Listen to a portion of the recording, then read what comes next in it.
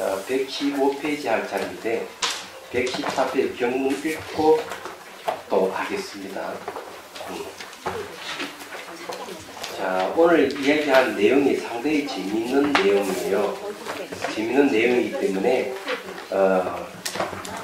오늘 할 내용은 정관에 대한 내용이거든요. 우리가 이제 관이 두 가지가 있는데 하나는 방편관이고요. 그 다음에 정관입니다. 이 방편관은 뭔가 중생을 교화하는 걸 얘기합니다. 내가 선행을 해서 하는 선행을 하는 거죠. 중생을 교화하는 것이 내가 수행하는 데 있어서 중요한 역할을 해요. 내가 남을 베풀고 그 사람에게 이야기도 해주고 잘 이끌어주는 것은 보증부사께서 하시는 말씀대로 하자면 원석을 갈아가지고 비틀대는 거예요. 얘기하자면. 그러니까 쉽게 말해가 내 안에 있는 번뇌를 원석을 간다 하는 거는 내 안에 거친 번뇌를 없앤다는 거죠. 얘기해서. 정관이라고 얘기하는 거는 뭘 정관이라는 거는 바로 마음으로 바로 들어가는 방법을 정관이라고 해요. 그러니까 요즘 저기 성가에서 말하자면 돈업법하고 똑같습니다.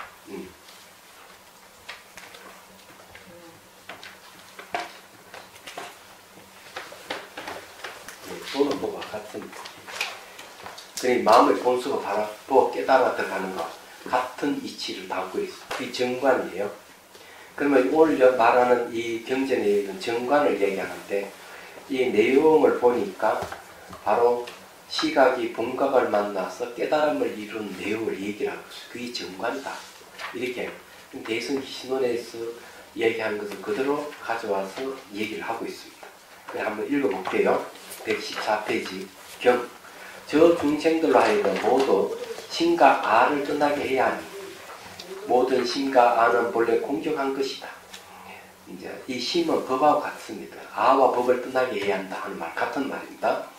만일 공한 마음을 얻으면은 마음이 환화하지 아니할 것이며 공한 마음이라 하는 걸 본각을 본래 깨있는 마음, 깨달은 마음을 얘기합니다. 환화하지 아니할 것이며 환도 없고 화도 없으며 그 무생을 얻을 것이니 생이 없다면 멸도 없는 거예요. 무생문멸의 바로 그 자리의 공성을 얘기하는 겁니다. 무생이를 말하는 것은 어떤 자치도 없다, 아무것도 없다 얘기죠.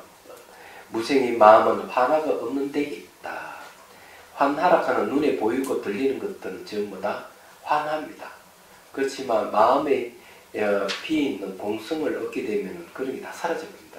마치 눈병 난 사람에게는 호응이 꽃이 피고 지고 하지만 눈병이 없는 사람은 호응이 꽃이 피고 지고 하는 게 안 보입니다. 없습니다 원래. 근데 그거 같다는 것이죠. 예. 자, 논 보죠. 원효 스님의 논. 이것은 정관에 둘이 없는 모양을 밝힌 것이 둘이 없다 하는 주객이 없다는 얘기입니다. 소치와 능치 두 가지를 끝났기 때문이다. 소치는 취할 바인 대상을 얘기해, 능치는 취하는 주관을 얘기해. 주객이 다 끝났다 하는 건 깨달음을 얘기합니다. 예. 주객을 다 끝나는 깨달음을 얘기하는데 이것도 단계를 얘기를 하자면 세 단계가 있어요.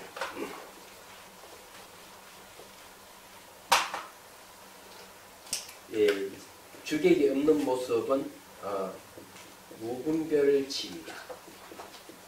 이 무분별치는 다른 말로 하면은 성가에서 말하는 공정영지와 같아요.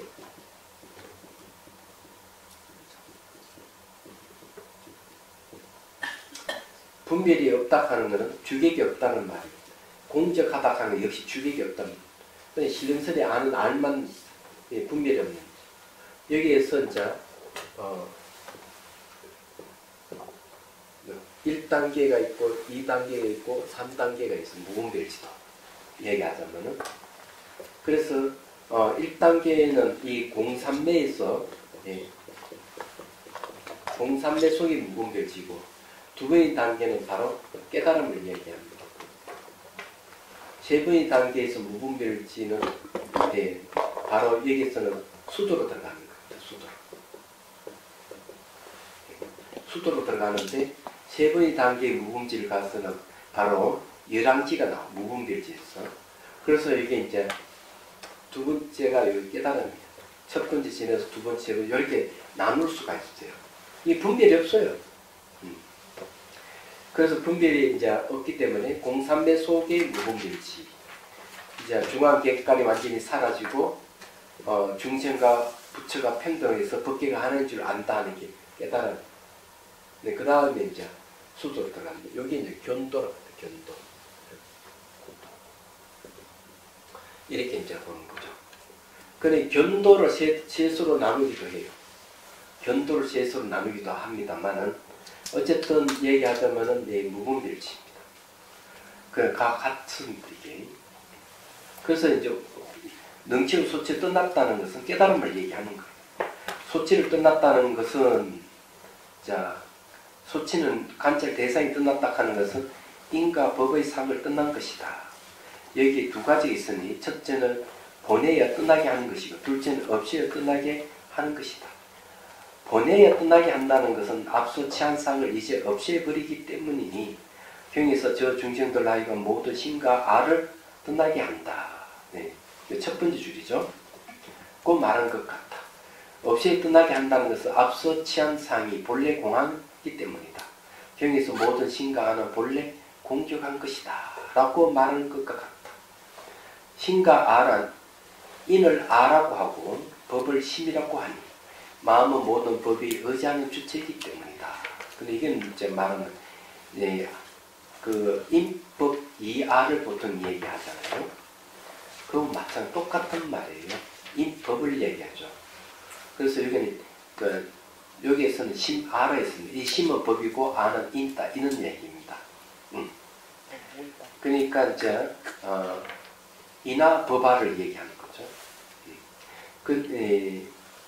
그래서 모든 인과 법이 본래 공한 것임을 깨달았을 때는 앞서 취한 사항이 이때 일어나지 아니한다. 그러므로 두 가지 떠남이 한꺼번에 성취되는 것이다. 소치를 떠나는 것을 일미 설명하였다. 무엇이 능치를 떠난다고 하는 것인가? 자, 소치라 하는 대상이죠. 인법이라 하는 건 대상인데 알아야 할 대상들이 다 떠나버렸어요. 그래서 이제 이 이야기를 대상이 떠났다 하는 겁니다.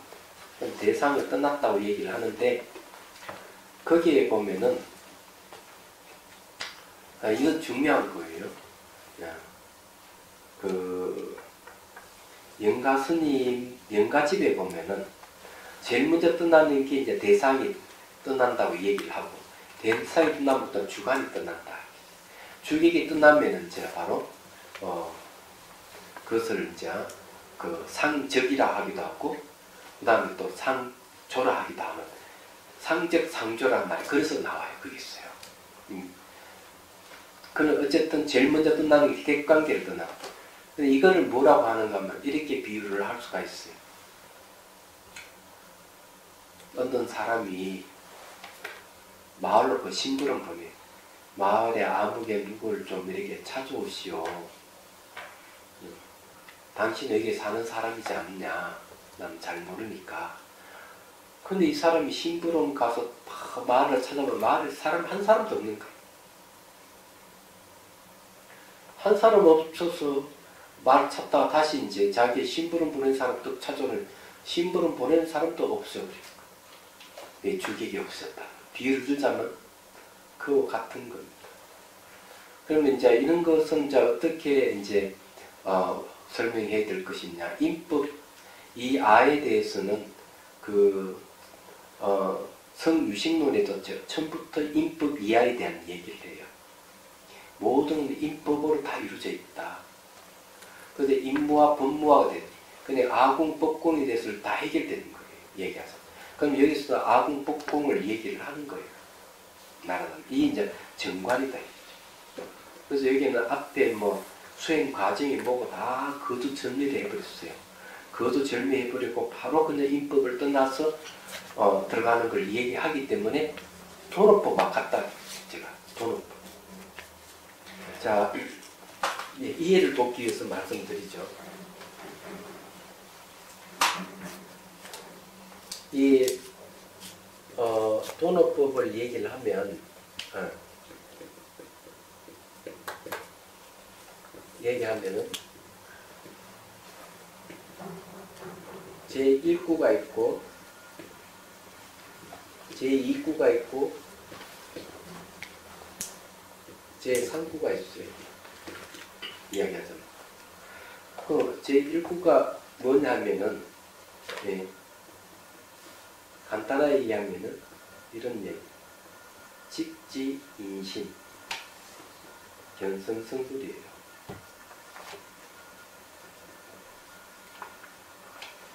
바로 사람 마음을 가리켜서 성품과 부처를 이룬다. 이 제1구예요. 조사의 제1구예요. 제2구는 뭐냐면은 불임문자예요.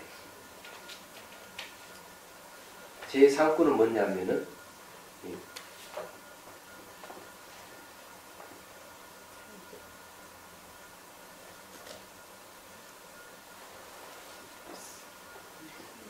걸림문자예요. 그래서 이제 이 도노법의 직진이신 사람 마음을 가리켜서 바로 깨달음을 얻으면은 도노법이에요. 그래서 그 수리화상이 아니 무엇이 그겁니까? 저기에다 달마스님께서 서쪽 오신 참뜻이 뭡니까? 이러니까 마조스님 뭐래? 발로 탁 차버리잖아요. 탁 차니까 그만 탁 엎어지는 순간 깨달음 얻죠. 그건 제1구를 얻은 거예요.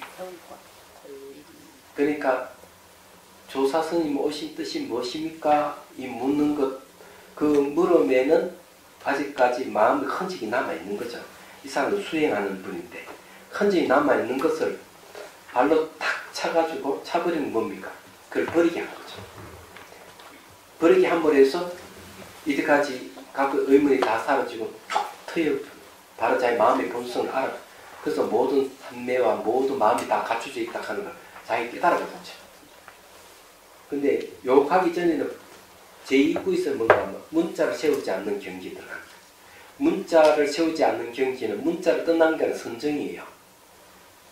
대개. 선정 속에서는 문자가 없어요. 그리고 무상고 무아를 볼 때도 문자가 떠나 있어요.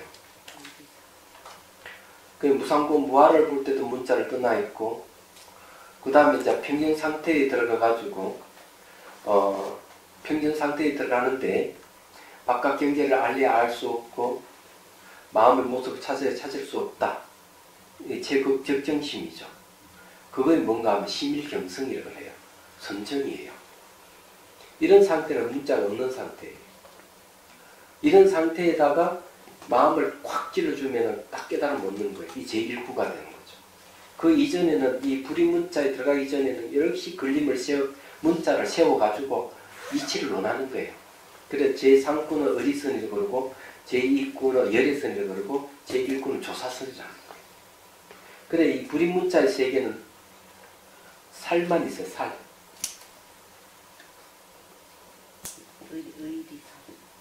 살만 있는 거예요. 그래서 이 살만 있기 때문에 이게 선정 상태에 같은 공조간 선정 상태와 같은 거예요. 얘기하자. 이때는 뭔가 입만 뻗긋하면 해가 잘리는 경지예요. 그래서 이 제2구에서는 깨달음을 얻으려면 타성일편이 돼야 돼. 타성일편이 돼가지고 공정영지가 드러나는 거예요. 제2구에서. 공정영지가 드러나서 그때는 그것은 아무것도 없는 거예요. 네, 아무것도 없는 거예요. 아무것도 없게 돼서 살이다. 근데 여기에는 직진성 견성불합 여기에 딱 보면 불임문자에서 딱 벗어나가지고 산시산 수시수 이 경지가 오는 거예요. 이거를 자 뭐라고 하는가 하면은 반본화는 그래요.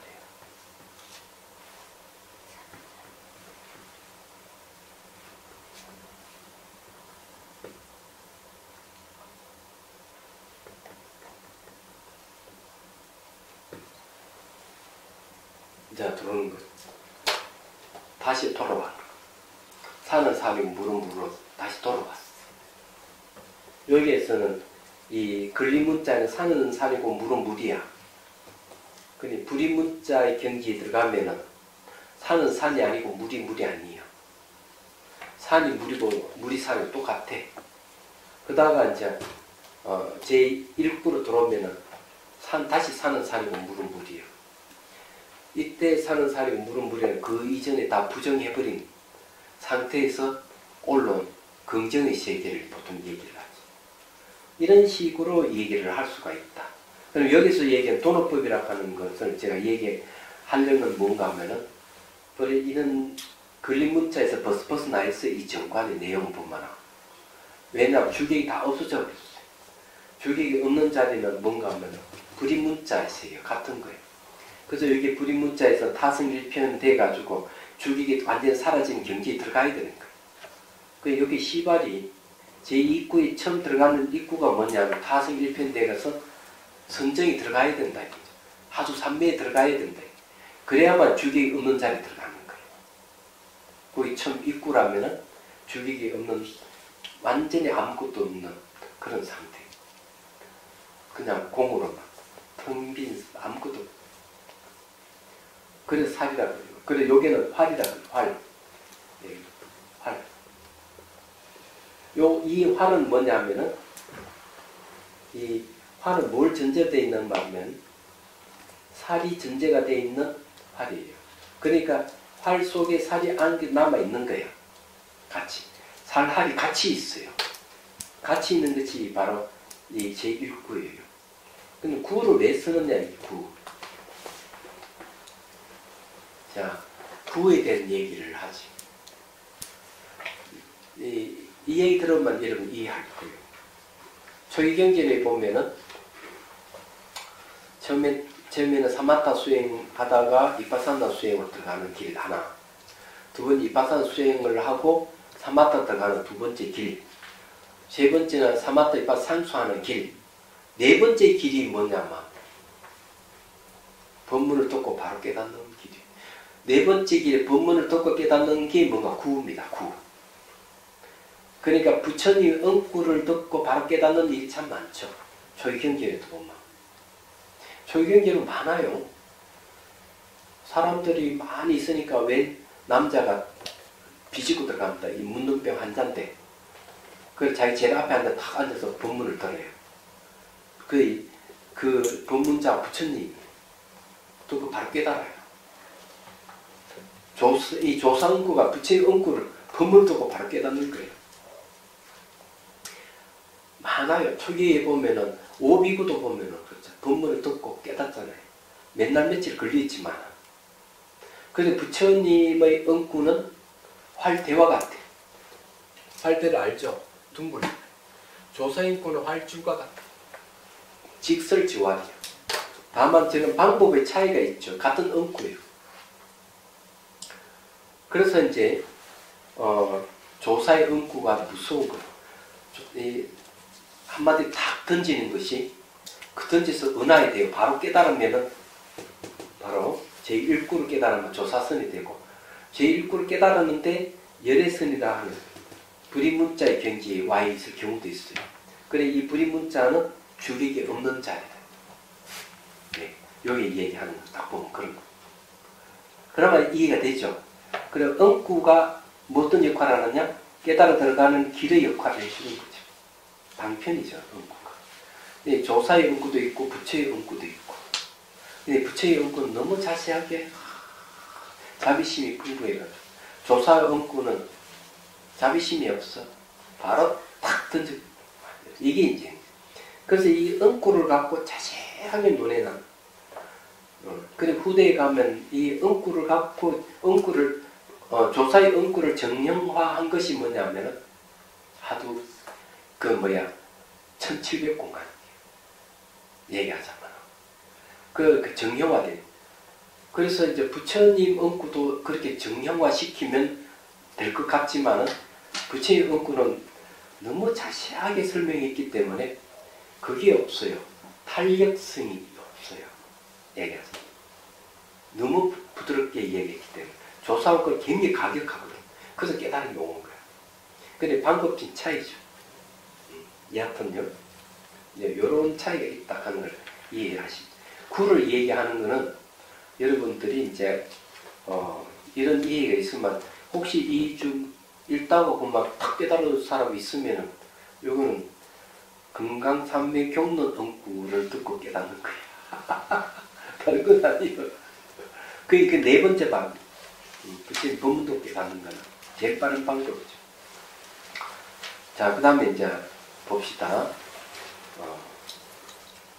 이것은 모두 능보다, 자, 무엇이 능치를 떠난다고 하는 것인가? 이것은 모두 능치 분별을 떠나는 뜻이니, 자, 분별을 왜 떠나는가 하면은, 인법이 공해버리면 분별하려 할 수가 없게 되는 거예요. 그래, 분별을 떠난다. 여기도 두 가지가 있다. 첫째는 본래 떠난 것이고, 둘째는 비로소 떠나는 것이다. 본래 떠난다는 것이나 신과 아가 본래 공한 것임을 깨닫을 때는 바로 본각의 공적한 마음을 얻게 되고,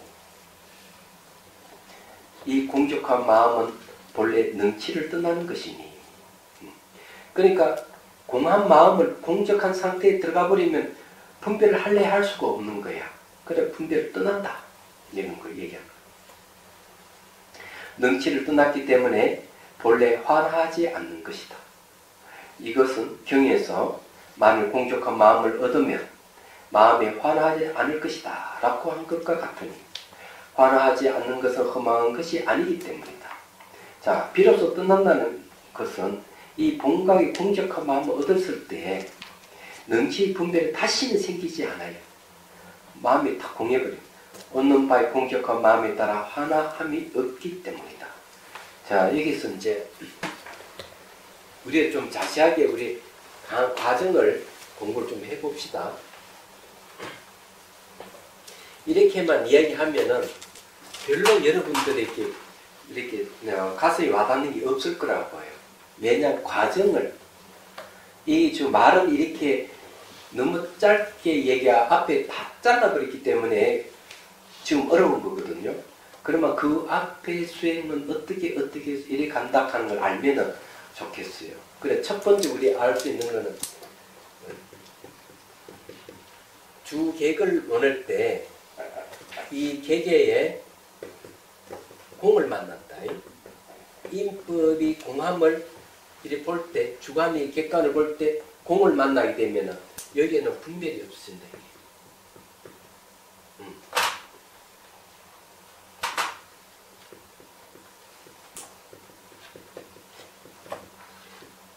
자, 공이라 하는 거는 안가밖에 없어요. 안가밖에 없는 게 공이기 때문에 내가 관찰하는 입장에서 지금 아가 공하고 법이 공함을 보고 있는 거예요. 보고 있으면은 분별이 일어날래 일어날 수가 없는 거예요. 그게 무분별되는 거죠. 그러면은 주객이 사라져. 주객이 사라지면 바로 이걸 깨달음이라고 하는 거죠. 깨달음이라고 하는 거. 그래서 제일 먼저 객이 사라진다 하는 말이 그런 거예요. 사라지는 객을 통해 가지고 주관의 마음이 드러나는 거죠. 그래서 이 주관의 마음이 이제 본각이라고 하는 거죠. 본각. 요 깨쳐가는 과정을 시각이라고 하는 거죠. 시각. 요래 관찰하는 거는 시각인데, 또 관찰해서 공을 탁 만나니까 요 마음이 공을 만나니까 이 뭐가 되는 거? 무분별이 되는 거죠. 분별이 없는 상태가 되니까 본각이 공적하다는 거죠. 공적. 본각이 공적하다 하는 본각의 내용이 말이죠. 본각의 내용이 텅 비어버렸다는 거죠. 그래, 주관이 같이 사라져버리니까 깨달음이라는 거죠. 얘기하자면. 그래서 이런 걸 갖다가 대승기 신론에서는 시각의 본각을 만났을 때 하는 얘기가 각심초기 신부초상이라고. 처음 마음이 일어나는 걸 다 깨달아보니까 마음 내 본래 처음의 모습이 없더라. 그 말 주객이 없다. 본래부터 없더라 이거죠. 얘기하자면. 그래서 이게 본래 환하지 않는다. 본래라 하는 말은 요 말씀잖아요. 신과 아가 본래 공하다. 본래 환하지 않는다. 이런 말을 합니다. 본래라 하는 말이 들어가는 거죠. 조작이 아니다. 본래라 하는 건 조작이 아니다. 이런 거. 이해가 되죠? 네. 본래는 조작이 아니다. 딱 도달해 보니까. 그러면 이렇게 내 관찰하는 주관이 마음이 객관이 아가 법이 공한 줄 아는 이 과정은 도대체 어떻게 되느냐. 과정이 궁금하잖아요. 그래서 과정을 이제 설명해 드릴게요. 이게 중요해요. 이거 모르면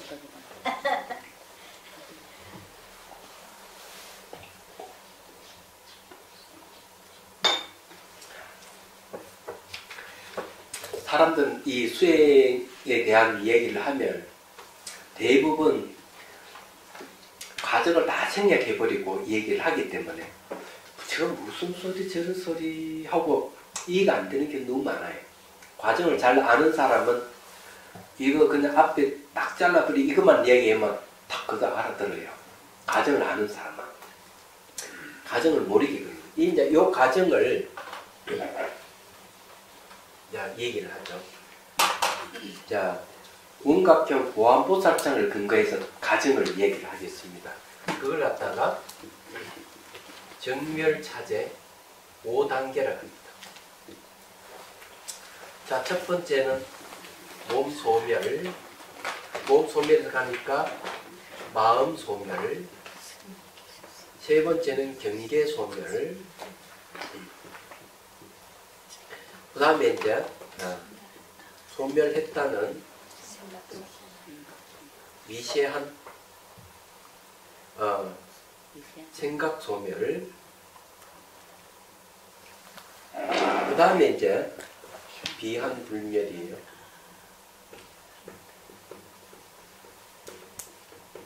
자, 환이 아닌 것은 멸하지 않는다. 1단계 몸, 2단계 마음 소멸, 3단계 경계 소멸, 4단계는 소멸했다는 생각 소멸, 5단계는 비한불멸. 이 원각경 보안보살장이 나오는 게 있습니다. 그래서 원각경에서는 이렇게 얘기해요. 언제나 원각경 다 한번 강의하겠습니다. 강의할 게 너무 많네요. 그 개는 바람이 너무 많이 나왔어. 이게 재밌어요. 그래서 원각경에는 얘기는 뭘 얘기하는가 하면 이런 얘기예요.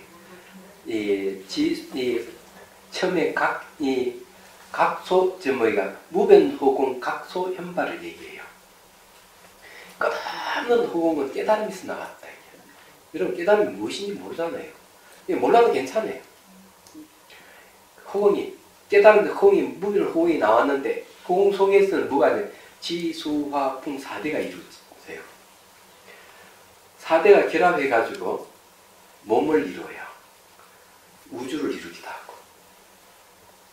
그럼 몸이 딱 형성되니까 지수화풍 4대의 몸 기운에서 뭐가 이루어지는가 하면은 마음이 형성돼요. 이 마음이라 하는 것이 깨달음이라는 마음이 아니에요. 이 마음은 몸 기운의 지수화풍 4대 기운에서 형성된 마음. 그 쉽게 말해 요즘 말하면은 허구 요소는 자아관념하고 관계가 있어요. 말하면 물의 요소는 사람과 연민하고 관계가 있고 왜 이런 심리적인 거하고 관련이 있어요. 그런 걸 논하는 게 밀교 논서에는 그런 걸 하나하나 얘기를 하고 있으니까 이 마음에 의해서 그 다음 나도 경계가 나타나요. 그럼 여러분 이 보여 들리는 건 전부 다 마음에 투영돼서 나타나는 세계예요. 이런 걸 과학에서 얘기를 하고 있다. 그 전에 한번 얘기했잖아요. 거기에 보면은 이 향기에 취한 과학자 얘기가 있는데 향기에 취한 과학자를 한 그 책에서는 그런 얘기를 해요. 향수를 누가 만들었냐? 화학자가 만든다. 화학자가. 그러니까 이 분자의 진동수를 조절해가지고 향수를 만들어내는 거예요. 그런데 이 코가 뭔가 하면은 분광기 역할을 하는 거죠. 우리가 냄새를 맡는다 하지만 냄새를 맡는 게 아니고 이 파장이 코로 오면은 코에서 파장이 진동이 있잖아요. 그 진동수를 감지해가지고 발굴하는 냄새라든지 장미 향기 냄새라든지 향기 또는 뭐 청국장 냄새라든지 이런 향기를 만든 거예요. 그럼 애초에 냄새가 없고 향기가 없는 세계예요. 파장이 코로 오면은. 그래서 코가 그걸 감지가 공간계 역할을 한다. 이렇게 표현을 하고 있어요. 이런 이 소리 똑같아요. 세상 소리가 존재하지 않아요. 파장이 길어오면 달팽이 관을 딱 거치면 달팽이 관에서 그것을 세포가 감지해가지고 소리를 딱 이식합니다. 그리고 요즘은 아예 여기다 뼈에다가 칩을 이식하면은 파장에 칩이 탁 영향을 주면은 뼈에서 진동이 일어나죠. 그 진동을 감지가 소리도 인식하는 거예요. 그리고 여러분 색깔도 마찬가지. 그래서 얘기하면 이 경계라고 하는 건 마음이 만드는 경계예요. 그래서 이제 몸이 소멸해버려 마음 소멸, 경계 소멸 다 소멸해버린다. 그걸 가지고 수행 단계를 얘기를 합니다. 그래 몸이 제일 먼저 소멸하면은 몸이 기운에 의해서 형성된 마음이 소멸해버린다. 그래 이게 이제 수행하는 거죠. 예, 요 과정을 5단계 딱 하면은 몸이 소멸, 마음이 소멸, 경계가 소멸해버려요. 경계 소멸해버리면 뭐만 남겠어요? 주객이 거의 없어요. 근데 주객을 미묘하게 나누는 것은 소멸했다 미시한 생각이 남아있는 거예요. 이것도 이제 바로 인법 20, 공을 악보게 되면은 이것도 소멸해버립니다. 소멸해버리면은 환이 아닌 것은 멸하지 않는다. 그 말은 공하다는 거죠. 공이. 그래서 여기서 뭘 얘기하는 마음공이라는 말을 쓰고 있습니다. 예? 마음공. 마음공이 어디 있어요?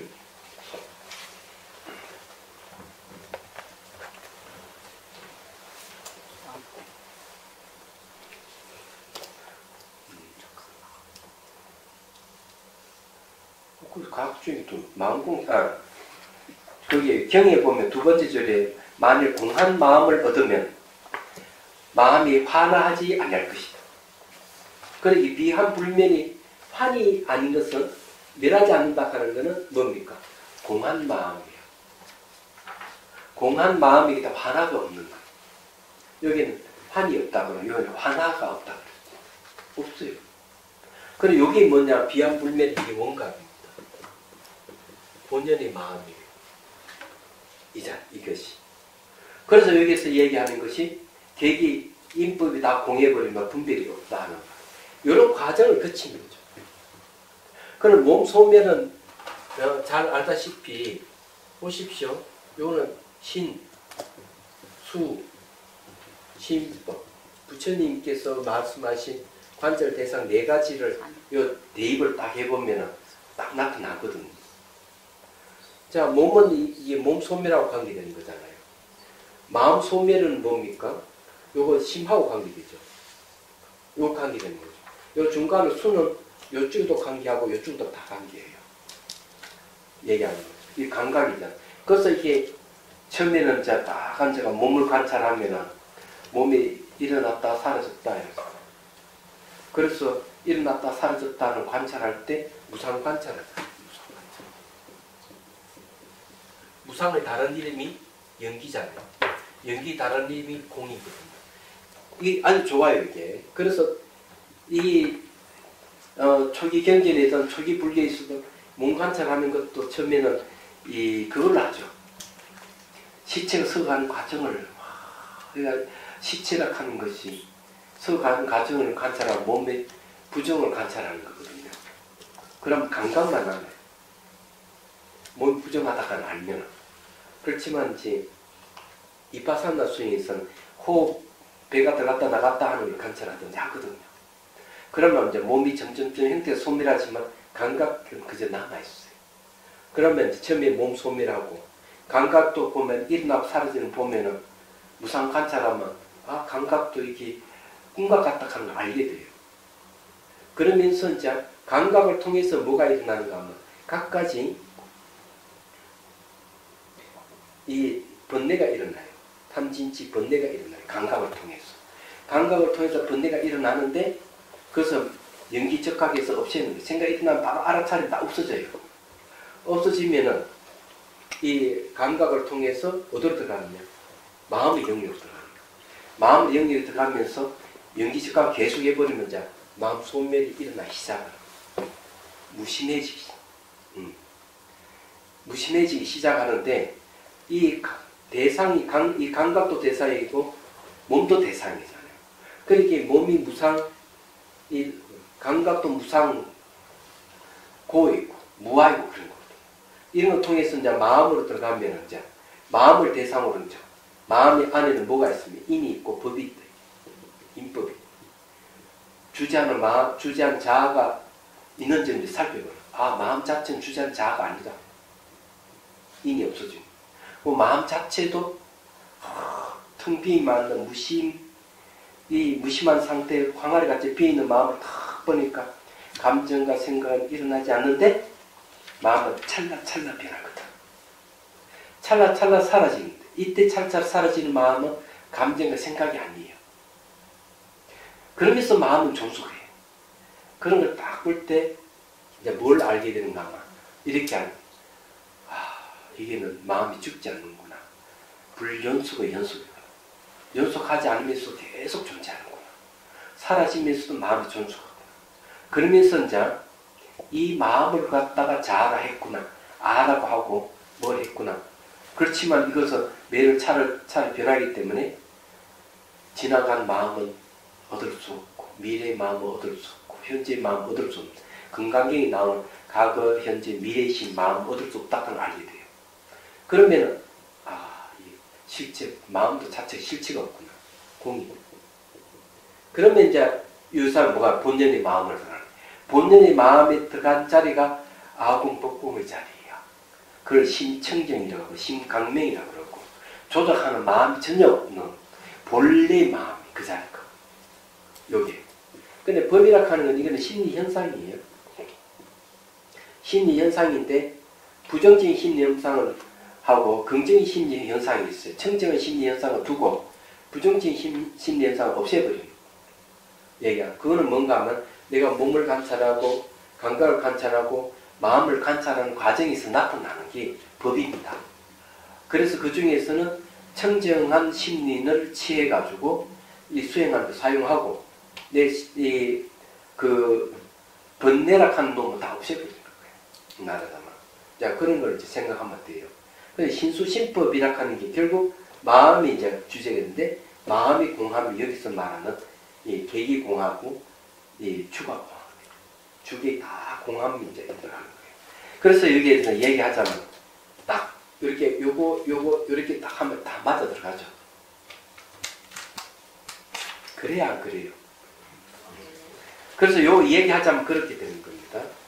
비로소 떠난다는 것이라는 것은 이 본각의 공적한 마음을 얻었을 때 이게 이제 사라지고 묵은 별을 딱 내면 이게 이제 뭔가 막 관찰하는 마음이 본각의 공적한 마음. 그러게 여기서 본각의 공적한 마음을 얻었을 때 능치 분별이 다시는 생기지 않아요. 능치 분별이 다시는 안 생깁니다. 능이 취하는 주관의 마음이 다시는 안 생겨. 바로 그런데 본래가 되는 거예요. 그때서 들었어. 그래서 다시는 생기지 않는 본래 마음을 얻는 거예요. 그게 본래 면목이에요. 그건 조작하는 게 없기 때문에 그래요. 그래서 다시는 생기지 아니하여 얻는 바의 공적한 마음에 따라 환함이 없기 때문이다. 이것은 경에서 환도 없고 화도 없으며 곧 무생을 얻는다고 한 것과 무생이 뭡니까? 공이잖아요. 그러니까 이 공을 얻기 전에는 본래 공한 줄 모르고 있다가 공함을 딱 보게 되면 이제 이 본래 그랬구나. 본래 그러하구나. 이렇게 아는 거예요. 여기서. 어느 스텝? 자, 그러면 내가 이게 안 읽은 거 없죠? 안 읽은 거 없이 다 넘어간 거 맞죠? 네. 그럼 넘어갑니다. 자, 그 다음에 이제 또 이렇게 나옵니다. 증명이 나와요. 이리하여 비로소 무생의 마음을 얻어 생하는 것이 없다 하는 거 생기는 게 아무것도 없어요. 그러니까 생기는 게 없으면 멸하는 게 없기 때문에 이걸 뭐라 하는 생로병사가 없다. 이 마음은 공적한 마음은 생로병사가 없어요. 밑에서 하나, 둘, 셋, 넷, 다섯, 여섯째 줄.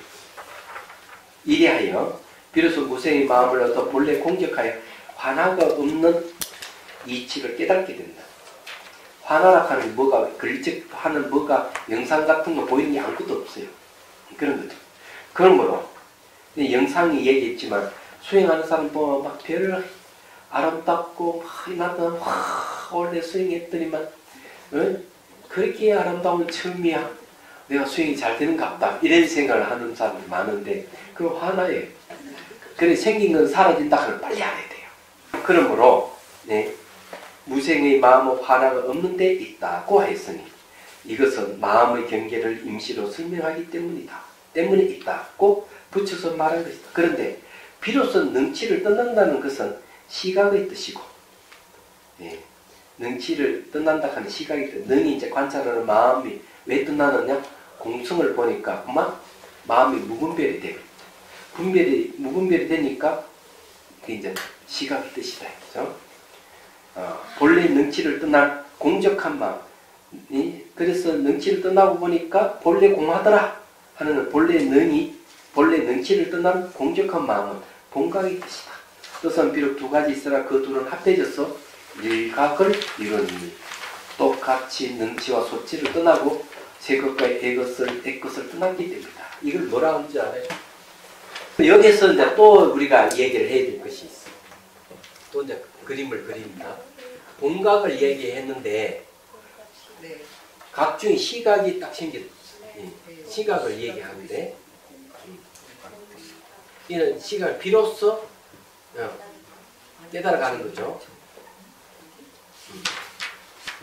그 시각이 이게 본래 깨달음이에요. 그러면은 비로소 깨달아간다 그러면은 뭐가 있어야 될 거 아니에요. 그래서 여기 불각이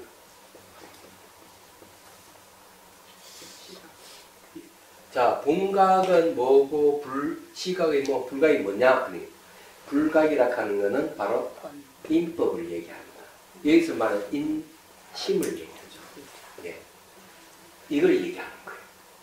이게 본각에서 나왔어요. 원래 본각에서 불각이 튀어나온 거예요. 그건 아무 하자가 없어.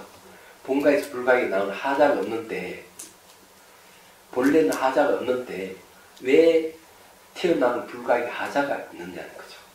이게 이제 불각이라고 하는 문명이에요. 그래서 이제 본래 깨있는 마음에 불각이 왜 생기느냐 하는 문제를 제기할 수가 있어요. 그렇잖아요. 본래 깨달으면은 깨있지 못한 문명이 나올 리가 없는 거든. 그건 왜 나왔냐 얘기야. 그래서 처음에는 하자가 없는데 왜 이게 하자로 등장하느냐 나온 것이 불각이 했느냐 하면은 괴로움 때문에 그래요.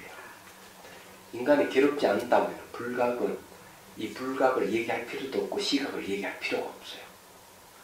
너무 괴로우니까 이 괴로움에서 벗어나는 거죠. 무명에서 뭐가 생겼냐면 업이 생기잖아요. 업에서 뭐가 생깁니까? 괴로움이 생기잖아요. 괴로움은 다시 무명입니다. 근데 이거는 혹, 업, 고 이러잖아요. 이걸 늘어뜨리면은 뭐가 됩니까? 12연기가 되죠. 12연기가 되는 거죠. 잘 알다시피 줄이면 흙, 엎고 세 가지입니다. 그래서 이게 무명이기 때문에 업을 짓고 괴로움이 생기고 괴로움은 다시 무명을 짓고 돌고 도는 거예요. 미치 환장하죠. 얘기하자면. 그러니까 이 괴로우니까 본래 마음은 어때요? 본연의 마음에는 괴로움이 없잖아요. 괴로움이 없는 마음이 탁 튀어나와가지고 이 불각을 없애려는 마음이 딱 나오는 게 바로 이놈이에요. 시각이에요. 그래서 시각이 등장해가지고 이 괴로움을 없애는 거예요. 이게 뭔가 하면 수행입니다. 얘기하자면. 그래서 여기에 이제 인공법권. 그래서 이런 얘기가 이제 스토리가 뭐가 나오는가 하면은 이것 때문에 나온 스토리가 있죠. 궁자의 비유. 집 나간 자식. 법화경 신의 품. 어릴 때 집 나가가지고 애가 부모가 찾으러 노력해도 10년, 20년 지나 30년 지나 못 찾았어. 근데 이놈 자식이 어느 순간 아버지 사는 나라, 아버지 사는 지방, 아버지 사는 집 앞에 지나가는 거야. 근데 뭔 인연인지 착 집 안을 들여다보는 거지. 근데 고귀한 사람이 여러 사람이 둘이 사이에 있는데 눈이 착 마주쳤어. 그건 자기 아버지야. 아버지는 자기 아들인 줄 알고 사람 보니까 데려오게 하잖아요. 아들은 자기 아버지도 꿈에도 모르고. 두 사람이 잘 차려입은 두 사람 쫓아오니까 놀래가 도망가다가 붙잡히니 기적을. 아이고 나는 이제 노예로 타이를 간다. 아이고 큰일 났다. 의의가 없지 아버지가 보기에는. 다시 두 사람 불러들이고 흐름한 옷을 입힌 두 사람 다시 보내. 그래가 야 저 집에 가면 분상을 많이 주니까 이렇게 하고 꼬셔가지고 집 안으로 들어갔죠. 집 안으로 들어가는 게 깨달음이야. 집 안에 들어가 똥그름치고 이러면서 차츰차츰 집안 경영하는 집사가 되죠. 그리고 아버지가 이제 아들에게 얘기했죠. 이거 몇십 년 전에 집 나간 내 자식 안목에 누구다 이러니 그때 아들이 아버지를 알아보는 거야. 얼마나 기쁘겠어. 더 기쁜 거는 아버지가 재산 유산을 줬다는 거야. 근데 이 이야기가 마가스비 부처님께 신의품이 하는데 법화경에서 그 중요한 것은 왜 집을 나갔고 어째서 자기 기소복농으로 집으로 돌아왔는 얘기야. 그래서 이제 두 사람이 꽃이 힘 받아 들어간 걸 깨달음을 주객이 없는 자리 자기 집으로 다시 돌아온 거죠. 이거는 마치 뭐 같은가 하면 똑같은 패턴으로 얘기하는 게 환경이에요. 입법계품 얘기죠. 그래서 이걸 설잠 스님은 법성계 주석을 달면서 이렇게 얘기를 해요. 꿈속에서 온갖 날을 헤매면서 온갖 고초를 다당하다가 꿈인 줄 알고 몸부림치게 깨닫고 보니까 심사에서 한 발자에서 벗어나지 않더라. 자, 그 말은 뭔가 하면은 불각이라 하는 것도 알고 보면은 본각의 모습이에요. 다만 그것은 고통으로 오기 때문에 없애려고 했던 거예요. 시각을 보내가지고 없애고 보니까 다시 시각이 본각으로 돌아가는데 이 둘은 동일하다. 대승기신론에서 이렇게 본각과 시각은 동일하다. 이렇게 합니다. 쉽게 얘기해가지고 불각도 진여의 모습이에요. 나를 깨닫고 보니까 아마 하자가 없었던 거예요. 그래서 그런 입장에서 여러분들을 그냥 사람 찔러 죽이고 물건 많은 장 훔치고 성폭행하고 불을 확 지르고 이래도 괜찮아요. 다 진여야. 그런데 책임을 못 짓는 뭐냐 그렇게 하면은 반드시 가부가 따른다. 괴롭다. 괴롭기 때문에 그걸 못하는 거예요. 그런 저지를 지르고 괴롭다 하는 것은 자성이 없다는 거예요. 그런 원효 스님께서 본각과 불각의 이것은 무자성이다. 이 불각과 시각도 무자성이다. 자성이 없다. 시각과 본각도 역시 무자성이다. 그 사이가 무자성이다. 이렇게 대승신호소에서 딱 정리를 내는 거예요. 그러면 처음부터 끝까지 무자성, 공이에요. 그러니까 무상이 공의 다른 이름이잖아요. 제가 앞 시간에 이 얘기 뭘 했습니까? 무상하기 때문에 가부가 있고 업을 짓는 게 있다. 업을 지어가지고 가부를 받는다. 무상하기 때문에 그렇다. 만일에 유라든지 무가 있으면 딱 결정되어 있으면 절대로 그런 일이 없대. 가부라도 이런 게 없대. 그래서 여러분들 내가 괴로움을 받고 가부를 받는 것은 다 무자성 공이. 근데 그런 사실을 알게 되면 다시는 괴로움을 지으려고 안 하죠. 선인성과 악이 나가니까. 얘기하자면. 그건 어쨌든 여기에서는 이런 겁니다. 자, 요걸 이제 비유를 하면은 본각은 어머니예요. 집 나간 자식을 얘기하면 아버지죠. 네, 아버지고요. 시각은 뭐냐 하면은 이 아들이에요. 요거는 불각은 불효자죠. 시각은 효자예요. 얘기하자면. 그래서 이 아들이 불효자를 없애고 같은 아들이 알고 보면 그래서 이 탁 만난 걸 뭐라는 거예요? 모자 상봉이라고 합니다. 이 모자 상봉은 주객이 사라져버리고 깨달음을 얻는 걸 저런 식으로 표현을 하는 거예요. 얘기하다가 이 수행 원리가 여기 다 나와 있어. 이 정관 속에서 싹 다 나오고 있어.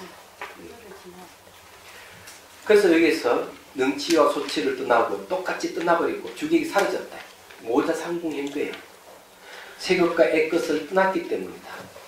세극과 애끝 떠났다 하는 말은 뭔가 과거, 현재, 미래, 상계를 상계를 떠날 뿐만 아니라 삼세를 떠난 거예요. 삼세. 이것은 대승기신론에서 시각은 곧 분각과 같다고 한 것과 같으니 이 각은 생멸, 시종, 천과 끝 등의 상을 영구히 떠난 것으로서 처음 초지로부터 불지이기까지 다만 부분과 음만의 차이가 있을 뿐임을 알아야 한다. 이 기가 막힌 말이에요. 초지와 불지 사이는 몇 단계? 11단계가 있지. 11단계가 다만 부분과 음만의 구분이 있지 내용은 차이가 없지 똑같다. 그러니까 초지보살은 초지부터 해가지고 10지까지를 분청정이라고 합니다. 부분청정을 불지를 갖다가 만청정, 원만청정이라고 해요. 청정은 똑같은데 부분적으로 얻었느냐? 만백하냐. 그 다음에 법신도 마찬가지. 초지부터 이 10지까지는 법신이 완벽하지 못해. 불지를 있으면 원만 법신이라고 이렇게 하는 거예요. 원만 법신 비로자나불을 하는 거예요. 그래서 나온 거예요. 예. 그래서 이 구절이 중요한 거예요. 이게 여러분들이 초지부터 불지일이까지 하는 이 부분은 아주 중요한 부분입니다. 이것은 십지론 본문 중에서 자체는 본래 공과 유리 둘이 아니며 다함도 없는 것이다 라고 하고 내지 널리 말한 것과 같다. 또한 이 일각에는 일각은 본각과 불각이 딱 하나 본각과 시각이 하나 된 거죠. 일각에는 본각과 시각의 뜻이 있으니 본각은 드러내야 이룬다는 뜻이기 때문에 참되게 닦는다는 말이 또한 도리가 있으며 시각은 닦아서 이룬다는 뜻이 있기 때문에 새로 닦는다는 말이 또한 도리가 있다.